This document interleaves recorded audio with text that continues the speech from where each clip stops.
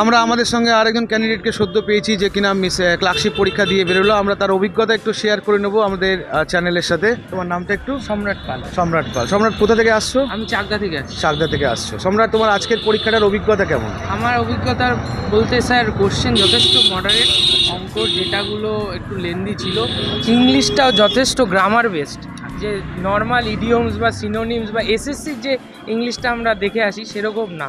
ইংলিশটা একদম নলেজটা গ্রামারের উপর থাকবে, মানে বেসিক নলেজ যে জিনিসগুলো 9-10-এর বেসিক, মানে ইংরাজির প্রতি যে নলেজটা যদি না থাকে, নর্মাল সিনো ওয়ান টু ওয়ান ওয়ার্ড করে গেলাম এতে হবে না। একদম গোড়ার ভিতর থেকে কোশ্চেনগুলো দিচ্ছে, বেসিক গ্রামার, বেসিক গ্রামারটা খুব ভালো করে, এবং কারেন্ট অ্যাফেয়ার্সও দিয়েছে। এত কিছু করার পরেও কারেন্ট অ্যাফেয়ার্স বেশ ভালো বলতে পারেন, যথেষ্ট মডারেট কোশ্চেন আমার মনে হয়েছে। অন্তত আমি মিসলেনিয়াস কদিন আগে দিয়েছিলাম, তার থেকে অনেকটাই আমার টাফ লেগেছে।